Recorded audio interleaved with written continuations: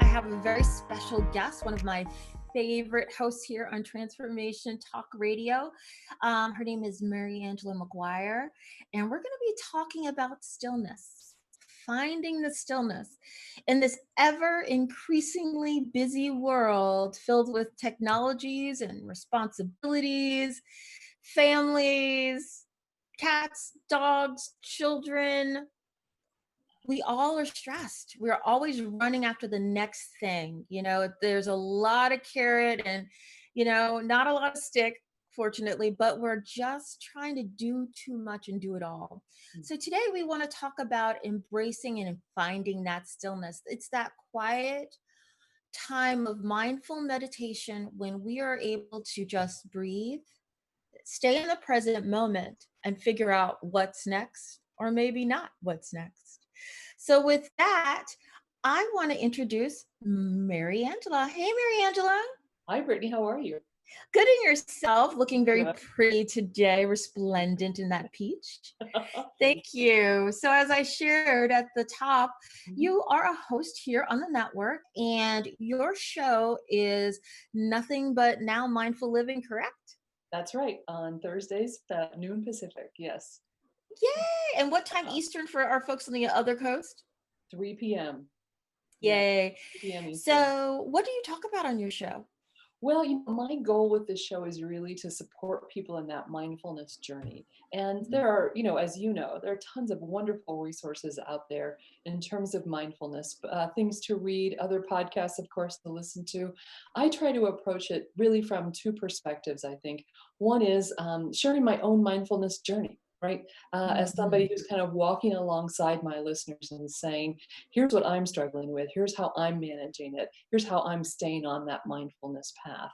And then, I'm back. My background is I have a PhD in communication studies, so I used to teach interpersonal communication, and that interpersonal relationships are often a source of stress. So Mhm. that and mindfulness can really make a difference in those relationships. So I bring that into it. I'm a life coach, been doing that for several years now. And so I think about it in terms of that process too, of what do I talk to clients about? What are they dealing with? And how can their experiences and my own help people really relate to the challenges of the mindfulness journey and the That benefits of it, the opportunities it presents. that is wonderful, and that's what I'm trying to do here. Just by learning how to surrender and let go. Yes. What you're talking about in terms of that mindfulness journey is what I call accidental Buddhism. What I found in 2016 was my 2020, Right. where I everything just went to the winds, and I had to learn from that experience, which brought me here and into more mindfulness. Mhm. So that segues into our discussion today, again, about finding that stillness. And within one's mindfulness journey, stillness can be the hardest one. I Mm. think folks can get into breathing, Mm. finding that present moment. Those are somewhat simpler, but once it gets quiet, that's the tough part. It is. It's really And, tough. and I have a quote that I found last night, so I'm just going to read it off my phone, and it's from Rumi. Let silence take you to the core of life. Ooh, deep. That's great. That's great. So Yeah. I'm gonna repeat that again. Let silence take you to the core of life. Mm. Because once we get quiet, and I think within meditation, that's when the rubber meets the road, and folks are like, I'm out.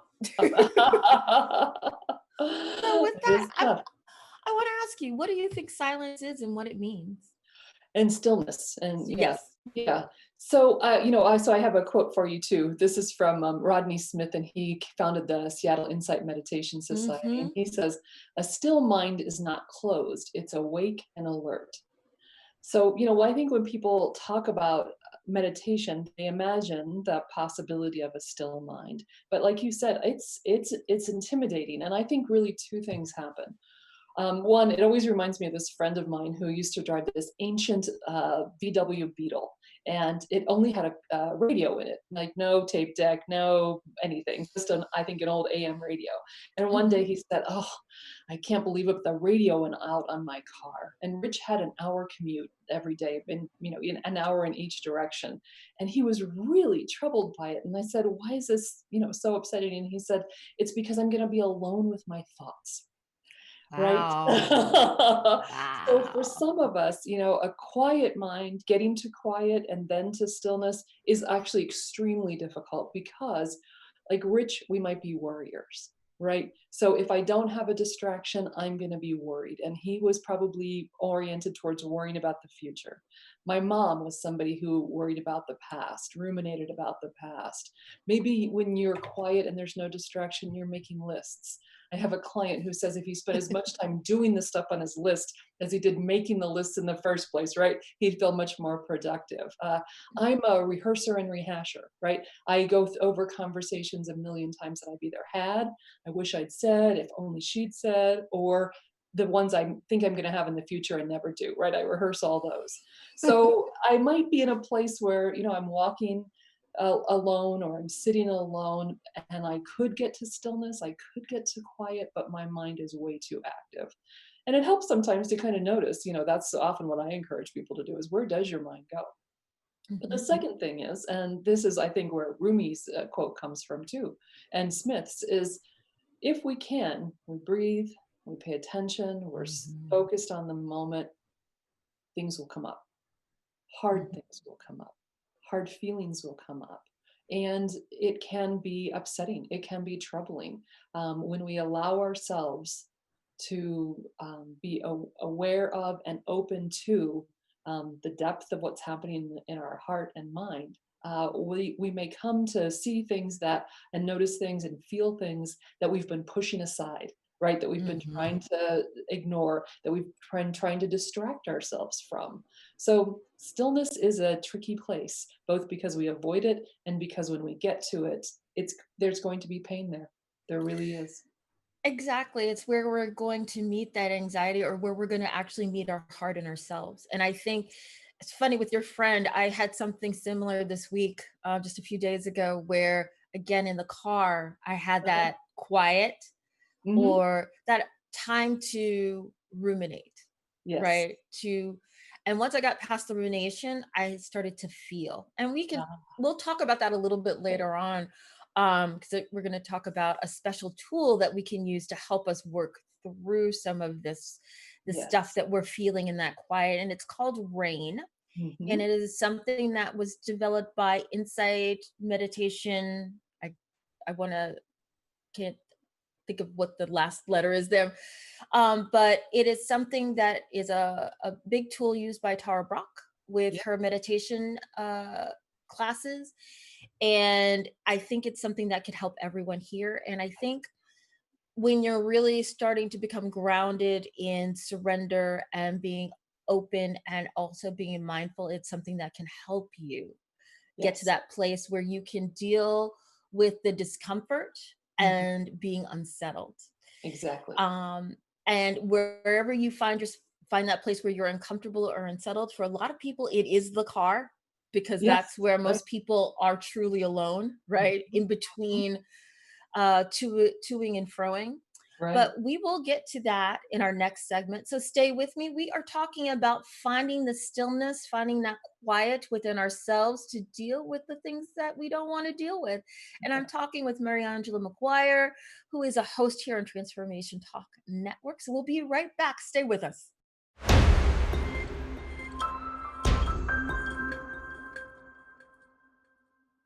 You are here with Brittany Miles on How to Lose to Gain It All. And I'm here with Mary Angela McGuire, and we are talking about finding the stillness. That stillness when you have taken that deep breath, you're engaged in the present moment, and now you're just kind of stuck with yourself. And sometimes that little bit of quiet or quietude can be very ominous and very scary. And what we want to talk about in this segment is something called rain.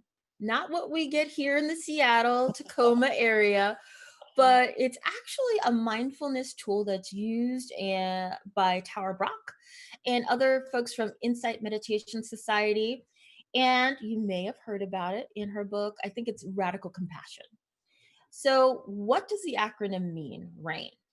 So, R is you recognize what's happening within you. A, you're going to allow things just to be what they are, right? And I, you're going to investigate with interest and care, and you're going to nurture yourself and self compassion. Mm, So, these are all things that don't take a lot of time. You could cycle through it very quickly, or it could take a while, or it's multiple times you go through the rain and maybe you have a rainstorm, right? mm, Nothing to be afraid of. I know I've done this. I know Mary's done this. So let's talk about that, Mary. Let's talk mhm. about recognizing what's happening. So Yes. for me, Mhm. I'll have an instance. So I'm going to share something. I am struggling with a family member's mental health, Okay. and where I thought things were getting better, but I found out they weren't, Mm, that we were actually cycling backwards. And mm, that got me. yeah. So I had to recognize that it was happening. While it was happening, Mhm. I was talking to this family member, getting more information, and I could feel myself getting more caught up in the story, Mhm. my own feelings, to the point where I wasn't listening to the family member's issue. I was listening to all the things about what this would look like for me, right? Right. Right. How does this look like for me as a caregiver? Yeah. All the things I would have to do, Mhm. all the things in the future that I would have to figure out immediately, Oh. and how I would have to stop their pain as well as my pain. Mm. And that just ramped, like, I was doing okay, like my day index on a 1 to 5 was like, yeah, I was having a great day, and 5, and then it started to get to like 11, right? Oh, right. So that's where that experience was just coming in, and I was like, oh, how do I manage it? I mean, so how do you recognize? Well, it is hard, and, what I say to clients so many times is, "This is why people meditate." Not because not just what I gain from the actual practice, but so when real life and the challenges of real life come up, I can differentiate and be responsive and not reactive, right? But Mm, in order to do that, I have to be able to recognize what I'm feeling. I always try when you know, so can I slow myself down? And mhm, I try to keep two questions in mind all the time. How do I feel in my body? And what is my mind doing? Right? Because we know that we respond to things, emotional things, physically far faster than we do intellectually. I read mhm, a William James quote earlier today. He said something. This is a total paraphrase, so it might be wrong, but the basic idea was a disembodied emotion just doesn't exist. There's no such thing, right? If mhm. we're feeling something, we're not just. It's not just something that we're thinking about. It's not just in language. It's in our bodies. So that to the extent that we can stay body aware, we can see the suffering coming and start to feel it in our body. So for me, recognition first is what's happening in my body. Am I tensing up? And where's my mind going? As you said, Right. what am I doing? Right. And what I like is your paraphrase of William James. I love that disembodied emotion. Like all of like there is an emotional body as Right. there is a pain body, right? Yes. Our culture doesn't allow us to feel that because we're so busy. But Right. when we do not shut down, but start to quiet down and slow down, that's when Hmm. we feel it. And Yeah. that's what I was feeling in my body. I'll It bet. was, I left, actually, I would say I left my body, went to my brain, Right. solved the Exactly. That's problem, yes. left my body. Hmm. So the next step that Hmm. I took was trying to allow the experience to be what it was. So I was in that emotional place for a long time, and then I had to leave the house because I Right. needed to do something. Okay. So as we were talking about in the last segment, I was in my car. Okay. And in my car, I was like, well, what could I do? is Mhm, there anything to do? As I always paraphrase Oprah, is mhm, like everybody wants to do something, but mhm. what are you going to do? What are you doing? Right. And I realized on my way to the grocery store that I was trying to do something. And all right, you know what I decided to do? I decided to grocery shop. Okay. That was the immediate need, right? That's what needed to be in the present moment. Yeah. Right? Exactly. And I think that's so important. I had to just be with it. And in the store, I didn't think about it so much. I was more focused on the other things around me. I was actually in the present moment. Right. I was shopping, Yeah. right? I was focused on meal planning, shopping, getting Mhm. dog food, Yep. doing the mom thing, Yeah. right? And I mean, how do you work with your clients about that? Is it Mhm. something analogous to like allowing Yeah, what I just said? I think allow it for some of us is the hardest part. Because I think one of the things that happens for us is that we think if I allow the sadness, the fear, the shame, whatever the hard emotion is that's present in that moment, if I allow it, I'm going to get trapped in it. I'm never going to Mhm. come up for air. And that can happen for people, but for most of us, it is if we use rain as Tara Brach describes it. I think most of us will not have that experience. But that's I think where the fear really starts of allowing is to say, okay, I'm going to sit with this. I'm going to allow myself to feel this. And Mhm. I you make a great point. Our culture of busyness mitigates against us, right? We try not to feel things Mhm. because it takes too much time. Think Mhm. about the messages we give men in particular about Oh feeling, yeah. right? There's the only one they're really allowed is anger, right? And others shove it down, walk it off, push it aside. I think there are racial overtones to it, right? And I Mhm. don't want to speak for you, so I'm asking you a Mhm. question, right? As an African American woman, right? Mhm. How easily dismissed are you if you appear upset? Oh, right, the stereotype. Right. So you have learned a way to not allow your emotions. I suspect, right? Mhm. I learned it at home, right? Because it Mhm. upset my mother. So don't feel what you're feeling, right? We get a lot of messages. So allowing is a huge undertaking for most of us. And that's why I encourage people actually to do an exercise with that. How do I feel in my body? What is my mind doing? Even in times when I'm not stressed, just to try to learn to get in touch with it, to notice it. People do body Mhm. scans like when they're Yeah. meditation practice, right? Just to start to practice so that when that stressful moment comes, I can allow myself to feel my feelings, right? Agreed. And I think that's so true. And I what you said about men is it, yeah, daddies are angry, Right. right? That's That it. they, they might say good, good on ya, and there might Yeah. be, a good cheer. And daddies sit back, like we were kind of talking about before the show, is like to sit back and watch the game with a beer. And Yeah. that's where they go, right? Whatever they're feeling, they can hide behind the game or hide behind any substances that they might be imbibing. Sure. And what else you were saying? Yeah, as a black woman, yeah, you got to manage that tightrope of not upsetting folks. Right. And it made me have somewhat of an aha moment where, with what I was feeling, I was doing strong black woman. Oh, that's so interesting. Yes. Right. Yes, Yeah. yes, where I am being my when I go into that, I got to fix it with this family member. I'm acting like my mother. Well, I'm going to fix it. Right. I'm That's going your to make it job. happen. Yep. Right. I don't have time for this. No. Right. And by this, We're you mean your own feelings, right? right. Yeah. Right. Mhm. Right. And if I do have feelings, they're feelings of being a victim and a martyr, Oh, yeah. Yeah. Oh, right? I get that. Based upon the relationship that I have with this family member. Right. So there's a lot here Mhm. with this allowing, right? It opens the door to a lot of stuff, right? And this Mhm. is all top level stuff. Mhm. You go a little bit deeper or just wait a few minutes or hours or days or months, years, you're going to start getting down to the deeper layers. That's right. And with that, I want to say it's time for a break. We are Okay. here with Mary Angela McGuire, and we are talking about finding the stillness.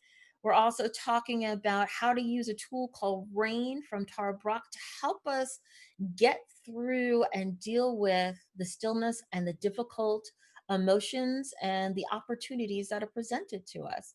So stay tuned. We'll be right back and we'll talk about more rain.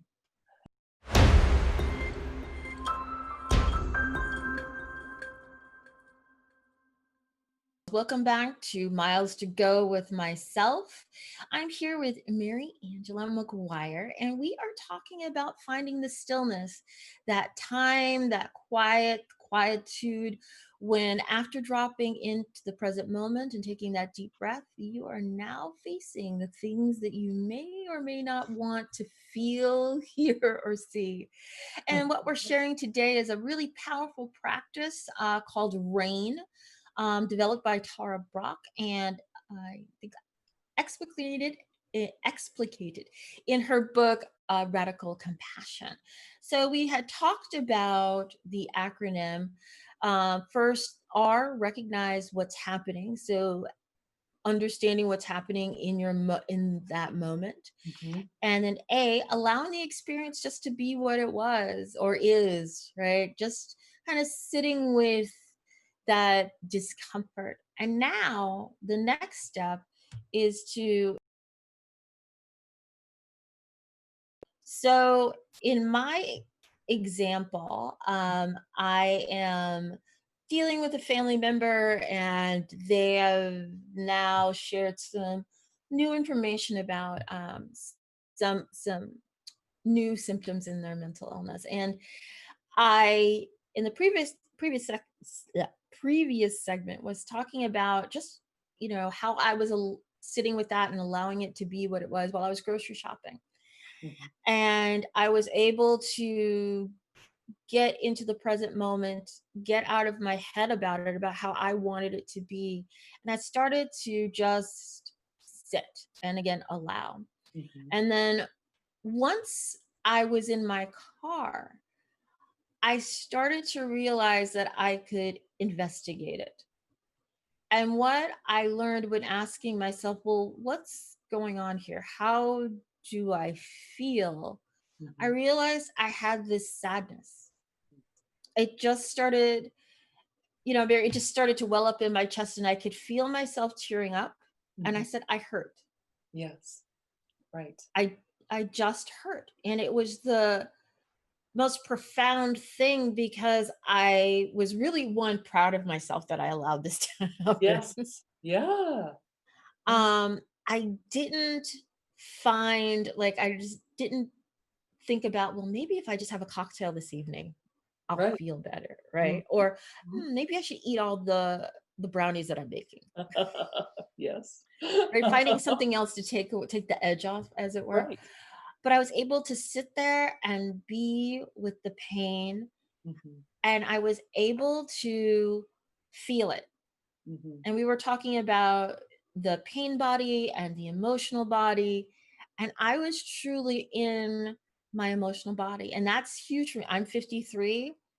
Hard for me to feel feelings, but I, like, on a consistent basis, but I'm learning. And I Mhm. really felt that, and I felt it, and I was like, I heard that voice, that little girl that was like, you know what, that hurts. Yeah. I don't like that. I'm sad and in pain. Yeah. Yeah. We're so trained to either push those feelings away or to judge them. Right? And you even sort of said that, like, I shouldn't have time for this. I shouldn't take time, right, to feel my feelings. I should just get on and fix the problem. But allowing it is, I always say to people, one thing is if we don't allow it, it's going to pop back up, right? It's not as though pushing that feeling away, it actually gets rid of it, right? It's just like Mhm. shoving the clothes under the bed. They're still under the bed. Eventually, somebody's going to have to clean up that mess. And so, and we, all those things we do, right? Whether it's the cocktail or the brownies or the binge watching TV or Mm. busyness, some way to distract ourselves from those hard feelings. But you allowed it without judgment, and that is powerful. So then, like you were saying, the next thing in the rain is the I, and it's investigate. And what I love about this question is that I think of it in two ways. One, somebody suggested to me one time in investigation, we might ask, when have I felt this before? Oh, yeah. Where does this feeling come from? And I thought it was very interesting that you really notice that's a feeling from childhood. That, right? You were you were really sort of in touch with that child, who was fearful or sad or hurt. You were right there, and I think that that has been helpful to me in my life to notice this is a very, very old feeling. This comes Mhm. from, because I'm older than you. This comes from a long time ago, and so that helps. And then I think the other question that Brock suggests too is, what am I telling myself? Oh, I love I'm that. feeling this feeling. What am I telling myself? And what I heard you say is, I'm telling myself I need to be a strong Black woman.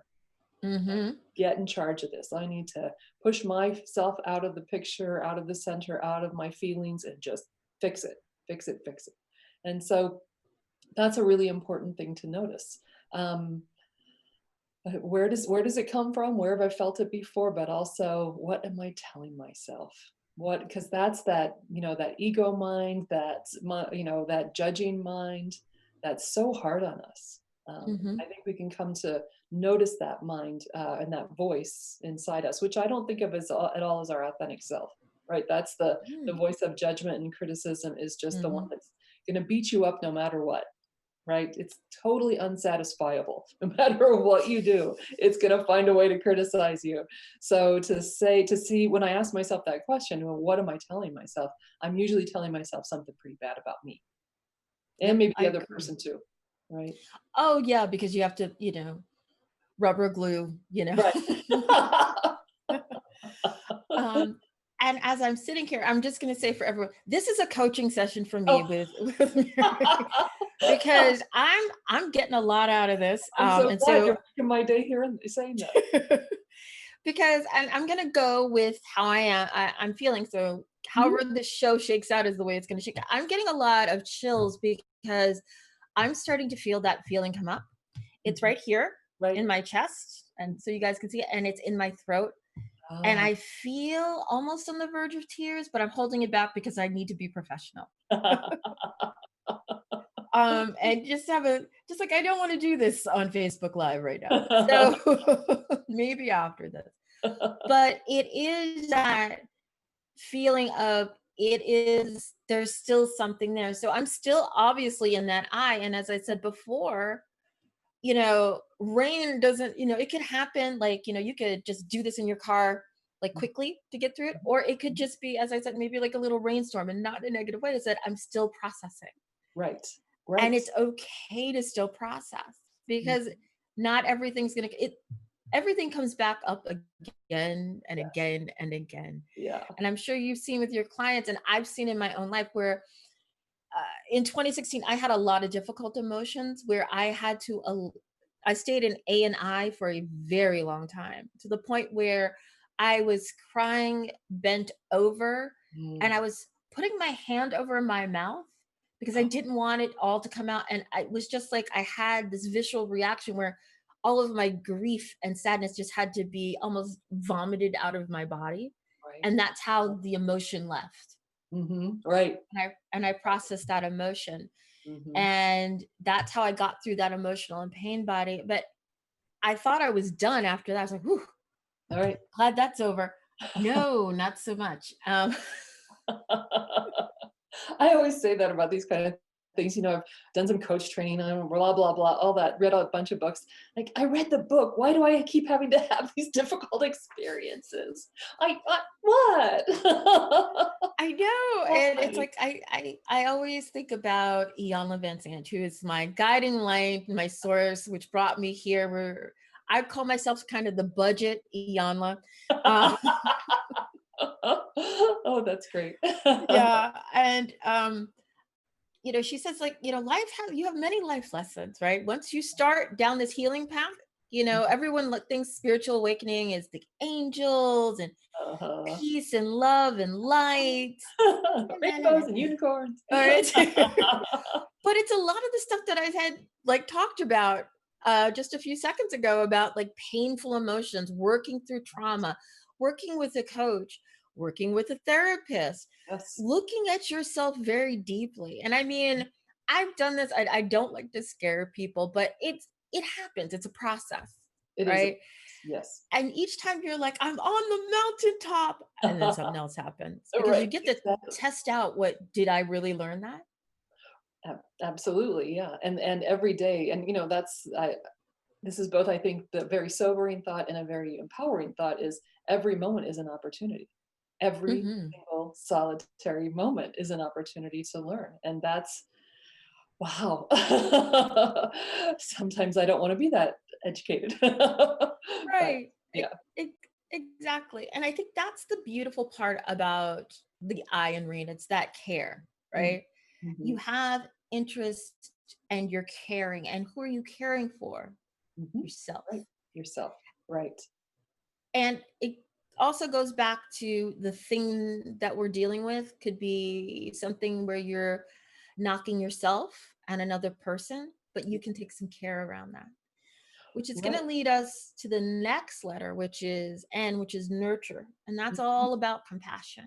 And I think self Absolutely. compassion.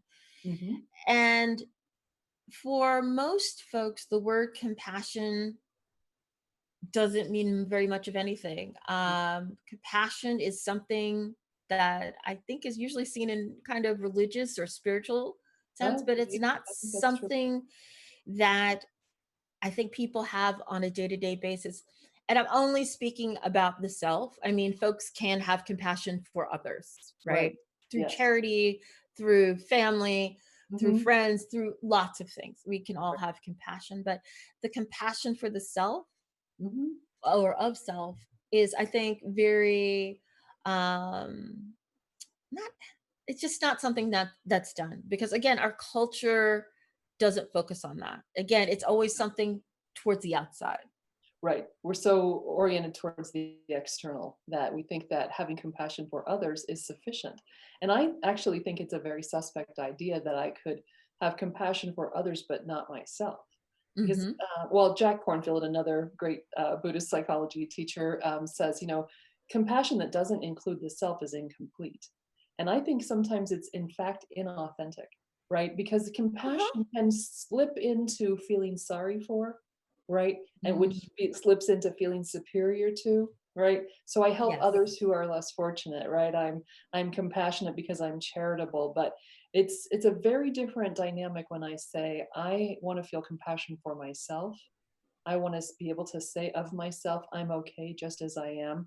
And honestly, that is the hardest thing any client I've ever worked with says is I am okay just as I am, or I'm enough just as I am. People are very Mm, resistant to that. And I would but it's the compassion, I would self-compassion agree. that's people really avoid. They feel Yeah. like they're letting themselves off the hook. They're right. They're taking the easy road. All of those things, but to really, because one of the things about having compassion for the self is then it changes our compassion for the other person. Mm, I was working with someone the other day who said, funny because you've said this a little bit too, but she was saying, I don't want to be like my mother with my own children. My mother was a shouting, difficult person, and I don't want to be like her. And so, but my sister said, it's okay, I'm not like her. And I said, Susan, her name's not really Susan. Um, yes, you are. You are like your mother. You're also very different from your mother. But what would it mean to sit with that idea that in some ways you are like your mother and still have compassion for yourself? Well, now suddenly, if I accept that I am like her in certain ways, I try to have compassion for myself in the ways in which I am like her. Wow, now suddenly I might have some compassion for her and the things about her that I've always resented or struggled, right? Maybe I mm. understand where her fear comes from, her anger, her shouting, because now I know where it comes from in my own self. And if I can be kind to myself and loving towards myself and say, okay, I want to be different, but I can accept myself as I am and my limitations. Does that mean I'm going to accept her and her limitations? That's Yes. hard. That's That's hard. hard. And I want to Mhm. sit with that for a second because you said some really powerful stuff where I was like, that's my Oprah. Where having compassion for yourself opens the door to have compassion for others. Mhm. And using the mother example, and I think every woman, every mother of each generations, I don't want to be my mother, Right. right? Because Right. there is that criticism of this Mhm. is how their behavior affected me, Yes. right? However, it's understanding your own mother has their own journey, their own issues, their own traumas, and made certain choices Mhm. that you may not have anything, you don't know anything about. And as a mother, I Right. have those too because it's really none of my child's business, Right. Right. right? See it now. Yes. Right. Maybe I'll share when she's an adult, maybe not. But Right. it's understanding that that person is also self-determining and has their own work to do, and to Yeah. have compassion for the Mhm. fact that as women, generationally, Mhm. we have had vastly different experiences than they have Absolutely. from a societal perspective, and our progeny will too. So you have to take things within context, Mhm. Mhm. in context of society and of family, and just who that person is and the role that they play in different people's lives in your kind of social circle and family system. Mhm. And I learned that through my own therapy, and I was blown away Yeah. that my experiences of my mother, a lot of it was as a child and not as an adult. Right. Right. Of course. Yes. And through that, I was able to give some compassion and Mhm. have compassion because I also learned things as an adult, like, oh, maybe that's why. Yeah. Yeah. Yeah. My mom was a single parent, 6 kids, and I was the youngest of those 6, and my siblings are, several years older than me, so as a very young child, I was watching a single parent teenagers. Parent teenagers who were struggling in school, who had all kinds of problems, and my oldest brother in particular, and so, when I was a very young child, to me, my mother seemed like an extraordinarily angry person. Like, I felt as though that was all I saw her for. She could be loving and she certainly took care of us, but anger was really what I perceived as dominating her personality. And many years later, I realized she was terrified. Hmm. What I saw as anger was the expression of deep fear, absolute terror that she was going to fail us, that she was not going to be able to take care of us, that she would lose us, and in a number of different ways. And so that helped, open my heart to compassion towards her, but also understanding for myself. When I'm afraid, right? I go to anger. Hmm.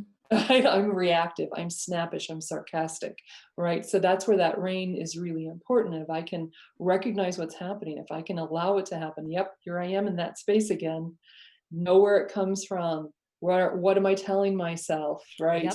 And then have, Brock says that that last step, that nurture and also non-attachment. So she calls it the two wings of, I don't know if it's enlightenment, but it's both Yes. being mindful, like not attaching to this feeling that's going to change and shift, right? But also heart sensitive and heartful of a nurturing attitude towards ourselves in those moments, Hmm. because I think that's one of the hardest things for us to learn as junior Buddhists, right, or accidental Buddhists, is that everything's changing, and if we Yes. can allow it, those feelings will pass through us, right? That scary stuff we're telling us ourselves, we don't have to attach to it, we don't have to hold on to it, grasp it so tightly, which sometimes we do. We can, I yeah. Go ahead. I stepped on you. Oh, no, no, I was just gonna say we can let go. It just doesn't always seem that way. And that's what I was thinking. You brilliant mind, was thinking about this from the aspect of surrender. It is for me, once I have that compassion for self, Mhm. and then the bridge to compassion to others, I can let go of the feelings.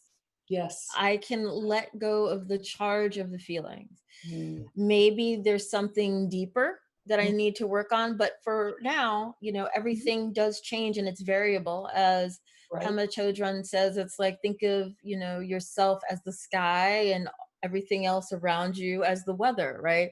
But Uh-huh. you're going to be this permanent blue, right? Right. That's It's sunny beautiful. or cloudy. Mhm. And I can get myself back to that place Mhm. of, okay, everything's going to be all right. I think the charge of us holding so tightly to all of these things, whether they are in present time or linked to the past, but everything's linked to the past. It's like we stay in that charge all the time, and it's all of that anger or sarcasm or alcoholism or drug abuse Mhm. or, overeating or anorexia, right? Right. Whatever it may be for that you use to soothe that pain. Mhm. If we keep holding on to that charge, that's where we're going to be. And our lives are just miserable because we're holding on to the suffering. And because that's the story that we've told ourselves. Yep.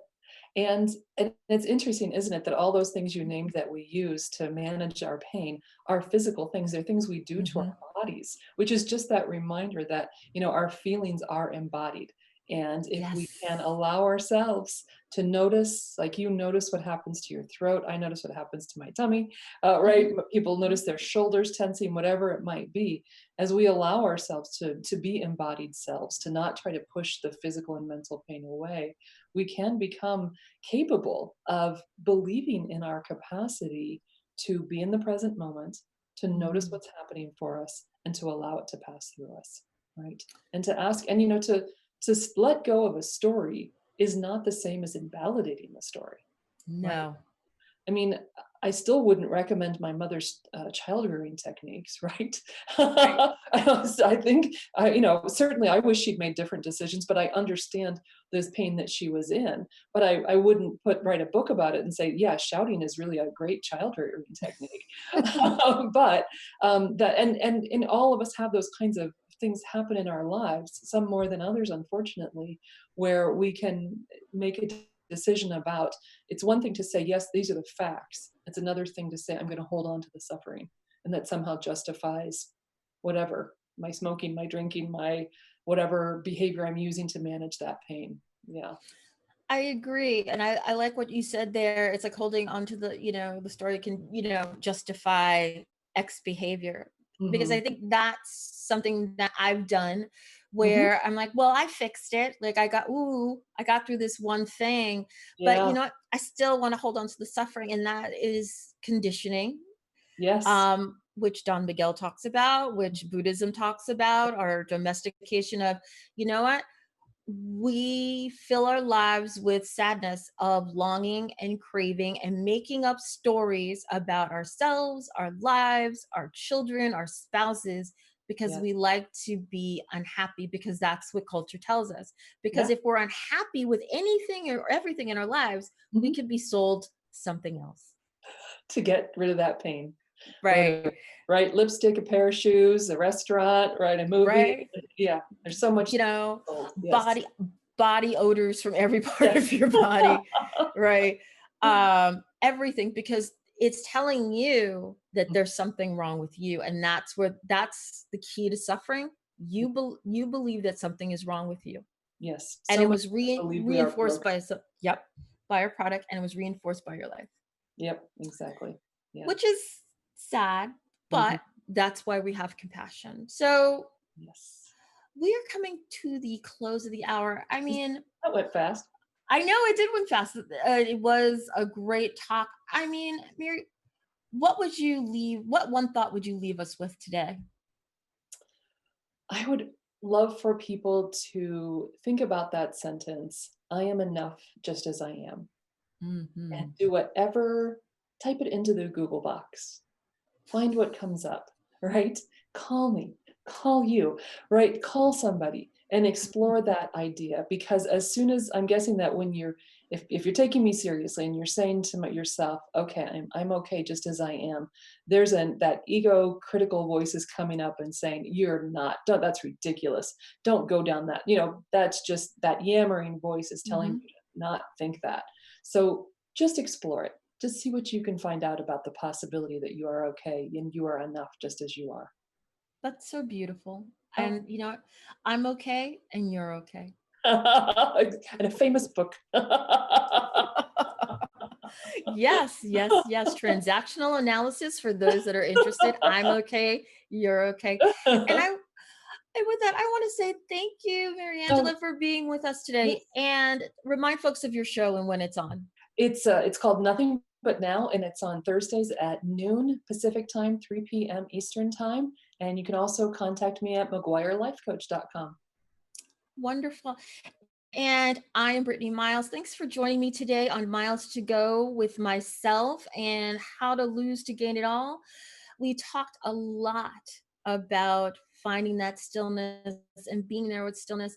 And what we're going to leave you with today is compassion. Be Yes. compassionate to yourself, right? And you can do it as a thought exercise, but do it as a life exercise. Do something good for you, be it a walk, be it ice cream, be it chocolate, or just some quiet time by yourself. With that, we'll see you in 2 weeks. Take care, and thanks for being with us today. Take care.